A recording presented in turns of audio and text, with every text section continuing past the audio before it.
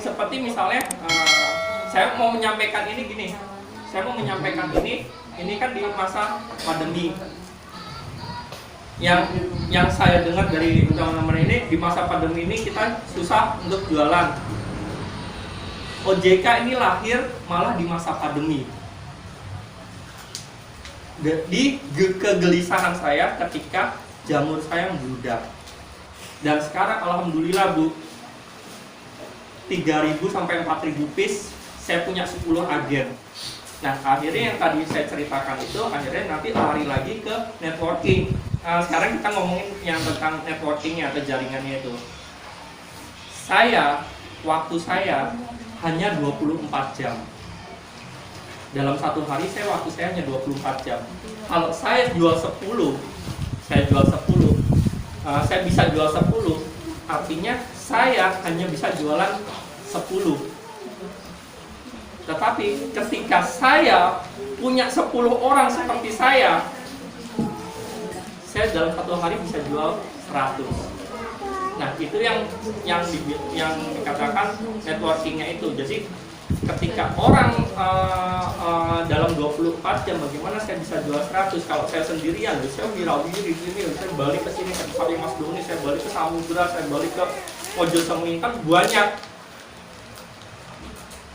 Saya punya 10 orang, artinya mereka bisa jualan 100 piece per hari.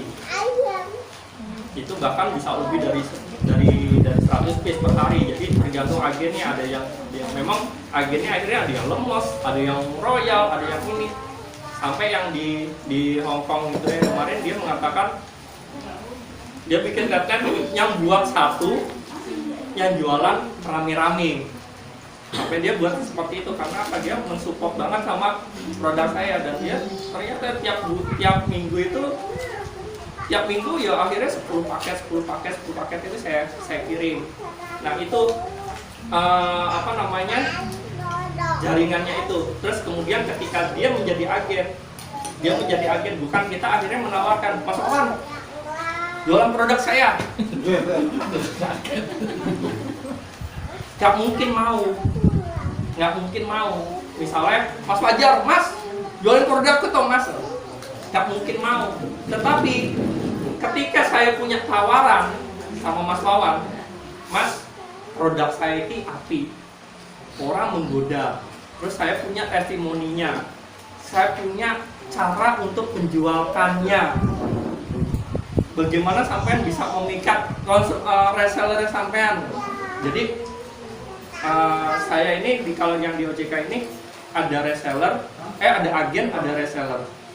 Jadi dua. Jadi kalau agen itu belinya per 1 juta. Agen itu beli per 1 juta di saya. Nah, kalau agen dijual ke reseller itu per 100.000. Dapat 10 piece. Seperti itu. Nah, akhirnya pada intinya sebetulnya gini. Apa yang kita lakukan itu ya yang akan menunaikan hasilnya. Ketika kita bisa membuat produknya, kita bisa membuat brandnya, akhirnya kita bisa membuat jaringannya. Yang paling inti ketika orang itu bisa 10 atau 7 kali melihat produk kita. Ketika orang itu sudah melihat produk kita, dia akan tergoda, dia akan ingat sama produk kita. Misalnya contoh kayak Bu Esi, kenapa saya harus beli sabunnya Bu Esi? Kenapa Pak Barka? Kan sudah mencoba.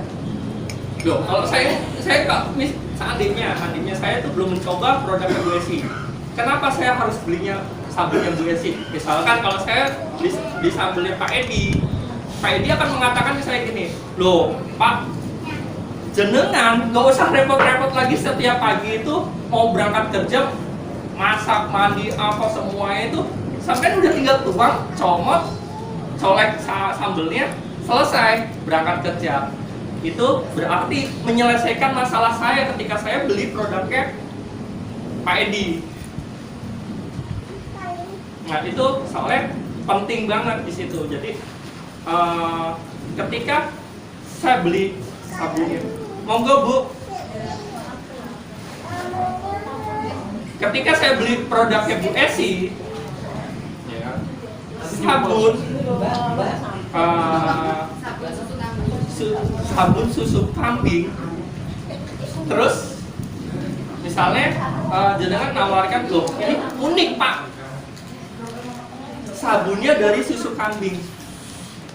Saya secara pribadi itu saya mengatakan kita sebetulnya jualan itu tidak perlu unik. Misalkan ada lagi misalnya yang sekarang itu yang lagi booming misalnya apa ya? Yang bukan unik. Misalnya Thai tea. Ketika saya beli Thai tea, saya itu kan beli teh ya Pak ya, beli teh. Kalau saya ke warung Pak beli teh, dibungkusin pakai plastik, diikat, dikasih sedotan, terus kayak anak SD ya. Tetapi kalau beli Thai tea, udah ada kemasannya, ada gelasnya, ada sedotannya. Itu akhirnya menyelesaikan masalah saya ketika saya sambil jalan kaki atau saya misalnya sambil nyupir sambil saya gampang minumnya. Itu menyelesaikan masalah saya ketika saya membeli produknya. Nah kayak misalnya kayak Bu Esi, soalnya kalau saya lihat, soalnya produk Bu Esi juga termasuk bagus Bu, termasuk bagus. Tetapi jenengan harus tahu ketika jenengan jual produk ini, masalah apa yang bisa pembeli selesaikan. Soalnya kemarin saya sempat buka, saya sempat pakai, enak memang. Jadi kalau misalnya ngomong, loh ini lebih keset. Loh saya pakai pons juga keset kok. Iya tau Bu? Iya betul. Loh tapi ini lebih murah dari pons misalkan gitu kan. Loh saya pakai, misalnya saya pakai Lifebuoy juga lebih murah lagi dari sabunnya jenengan. Misalnya seperti itu PR Bu PR. Tapi bagus produknya, soalnya apa? Tinggal cari apa ini yang harus dikutik. Jadi seperti kayak misalnya kayak Pak Sofa tadi, produknya Pak Sofa ini Mojini bagus, terus enak. Saya sampai beli punya Mojini berkali-kali, saya seneng. Yang sangat recommended yang menurut saya itu yang coklatnya ini enak. Pisangnya juga bentuknya itu, kalau yang lain biasanya kan panjang-panjang, ini bulat-bulat jadi hampir sama, malah mungkin produk saya juga malah tambah hancur. Ada yang kecil, ada yang besar, ada yang lebar, ada yang macam-macam. Jadi ketika saya makan, saya nyaman sama produk itu. Terus ada pertanyaan nggak? Ada 2, saya bawa 2, 4. Kalau pertanyaannya nggak susah, saya kasih. Susah ini Pak Edi ya. Susah. Saya tuh belajar sama Pak Edi ya. Ini kaitannya dengan distribusi, networking, kita bangun jaringan dan sebagainya. Gimana cara menentukan harga-harga untuk distributor dan sebagainya sampai ke itu yang jadi masalah teman-teman di UMKM.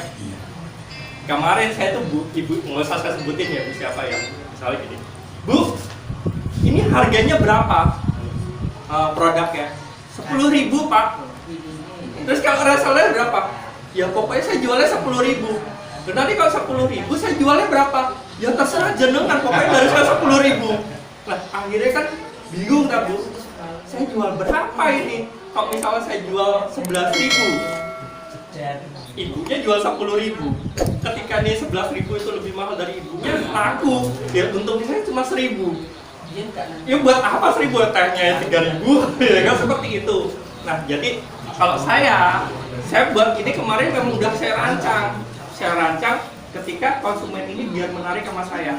Seperti tadi saya sebutkan, agen saya harus beli saya, dia belanja di saya menjadi agen itu harus per 1 juta. Per 1 juta dia dapat 1 juta rupiah. 1 juta rupiah. 1 juta rupiah, dia dapat 120 piece. Kalau agennya per 100.000 dapat 10 piece. Jadi ketika resellernya dapat 100.000 dapat 10 piece. Jadi saya ulangi, agennya saya dia harus beli per 1 juta, resellernya harus beli per 100.000.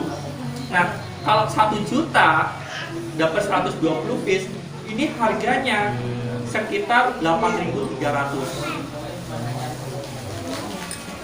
Agennya jual ke reseller harganya 10.000. Tapi bukan beli satu-satu, tapi dia belinya per 100.000.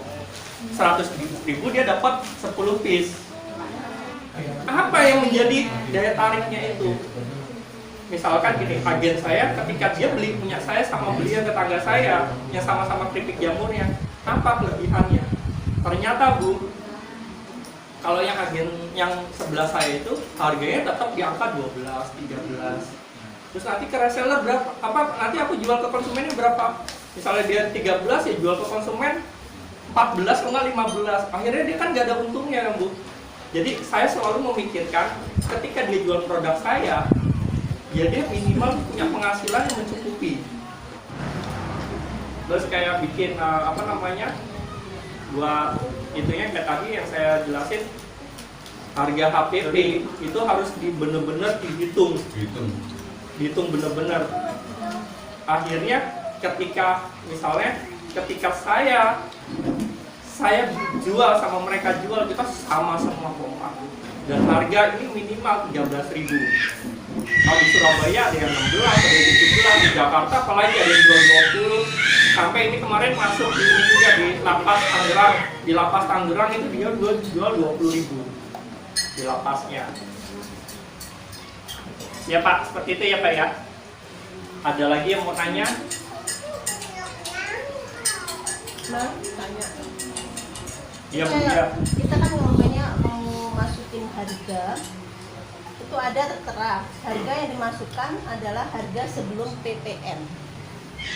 Terus jika barang yang Anda jual termasuk barang yang dikenakan PPN, maka checklist barang atau jasa dikenakan PPN itu gimana cara itu? Misalnya gini, kayak di Samudra.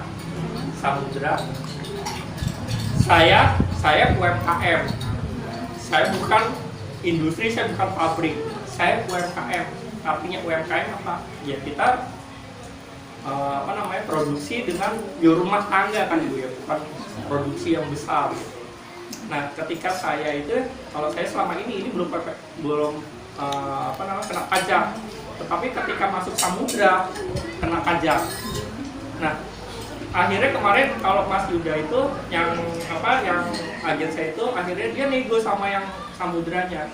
Pak, dari saya karena dia konsinyasi ke Samudra, akhirnya Pak saya ini 11.000, ya udah kena pajak itu nggak salah tuh 10% apa berapa itu kemarin itu, terus akhirnya dipotong, akhirnya dia ketemu lagi 10.000, terus dia jual yang 13,5 seperti itu. Terus kemudian gini, tadi sebenarnya yang saya tanya pangsa pasar, hati-hati sama pangsa pasarnya juga. Misalkan kalau ini ditaruh di Arista, di Mojosemi laku, tapi kalau ditaruh di Samudra gak laku.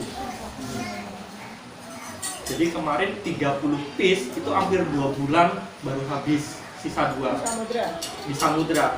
Kenapa nggak habis? Akhirnya kemarin saya ngobrol lagi sama Mas Yuda itu yang tahu. Kira-kira apa Mas? Udah pengunjungnya ramai banyak ini tapi nggak habis. Soalnya orang kalau mau ke Samudra itu kalau jenengan ke Samudra beli apa sih Bu? Kebutuhan pokok. Harga murah. Ini harganya 13.500. Terus orang misalnya ke Samudra, saya mau beli jajan di Samudra. Beli itu yang dipilih apa ya? Pas begitu masuk Samudra dia ingetnya langsung Citatos. Bukan keripik ini tapi keripik kentang Citatos. Kalau ini di sampingnya iklannya di sampingnya Citatos, mungkin Akhirnya kalau ketika disanding sama Citatus ya dia punya pilihan. OJK, Citatus, OJK, Citatus, mungkin sampai Owen itu diginiin oh Citatus ya. Oh ini, oh OJK, mungkin seperti itu, tapi ini tetap kalah, nggak mungkin bisa. Terus saya yakin kita, ya mudah-mudahan ada yang bisa nyaingin produknya mereka, tapi kalau saya rasa kita harus bisa menentukan pangsa pasarnya. Misalnya gini, kayak kemarin dulu pernah Pak Edi dulu ke Indomaret. Ini Indomaret banyak yang datang, ratusan yang datang ke Indomaret. Iya ratusan, tapi nggak mungkin beli sambel. Makanya Pak Edi kemarin nolak, nggak mau beli sambel. Tapi kalau mau branding di Indomaret monggo, gitu. Soalnya apa? Indomaret ini ketika kita datang ke Indomaret, udah pikiran kita ya beli sabun, sikat gigi, beli kalau misalnya aku mau beli minuman, misalnya minumannya ya aku beli yang murah, Florida. Kalau yang enak beli Sprite. Kalau yang ini kan seperti itu. Tapi dia nggak pernah kepikiran misalnya aku ke Indomaret mau beli OJK. Sombong banget ya kan. Orang yang mau beli itu sombong banget, dia so tahu benar Citatus ada, kenapa harus beli OJK? Akhirnya itu yang harus kita tentukan. Target mana yang harus saya? Kalau saya cenderung ini antar teman. Kalau saya cenderung OJK itu antar teman. Tapi kemarin pada kenyataan memang di Arista itu laku, di Mojosemi itu laku, Sarangan laku, tapi lebih laku di antar teman. Misalkan Mbak Dian itu cara nawarinnya Bu ya. Ini saya bocorin cara nawarin OJK di WA. Jadi kalau saya kadang sering ngeliat teman-teman itu ready. Ya mungkin itu 1-2 laku. Ya bener ya Bu ya Pak di WA ya. Ini saya bocorin cara jualan di WA. Jadi kalau saya selalu ngajarin ke agen saya, ke reseller saya, bagaimana dia mencari agen atau mencari reseller atau mencari pembeli. Itu caranya begini. Misalnya teman kita yang udah kita incer, wah ini harus beli nih, seperti ini dia beli.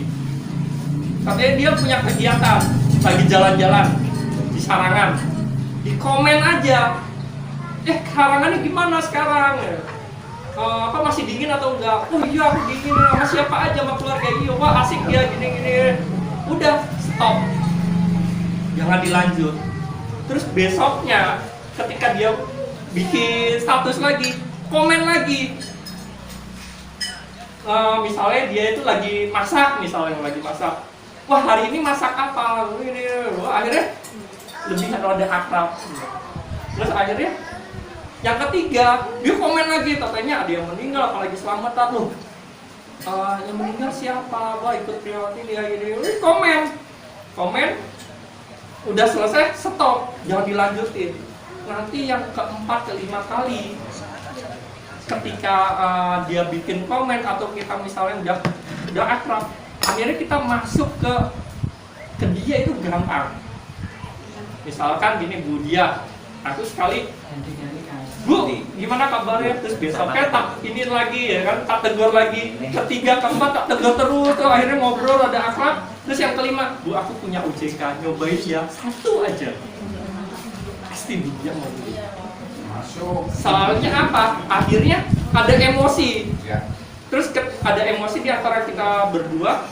Terus kita pas kita ngobrol nawarin itu udah lupas. Kita udah nggak ini lagi, nggak canggung lagi. Tetapi yang kejadian sama teman-teman sekarang, kemarin tuh saya setahun tuh banyak yang saya blokir. Saya WA saya blok. Ready guys, ready guys, ini mau mantul ininya, harga cuma ini, kalau minat hubungin ya. Gitu. Akhirnya saya mesti jengkel, saya mesti ini apa sih lo? Ini apa sih lo? Apa gini-gini? Nah, setiap hari gitu terus, akhirnya orang bosan. Jadi seperti Mas Doni bilang, database itu harus ada. Betul, itu udah saya terapin, database itu harus ada. Jadi hari ini 10, besok 10, besok 10, akhirnya nanti jualannya 10 produk setiap hari. Targetnya 50 ekor per hari. Tapi ya belum bisa target. Karena 50 ekor itu Pakai mangkok apa? anu dibawa pulang. Dibawa pulang sak wong-wonge. Iya, Mas. Oh, iku guys. Ayam lodo nih guys. Ayam lodo apa lodo toh? Lodo. Ayam lodo. Nah kuah ya? Wah, Enak nih. tutupan ya. Nanti kalau enggak tutupan ketampan. Ketampan dari Ampias. Nah, iki Mas Aman Doni. di atas. Iki Mas Doni guys. Iki Bu Mami guys. Oke, Bu Mami guys. Bu Mami ayam Minonggulun Mas Pati. Ayam lodo. Nah, itu sudah dikasih kuah.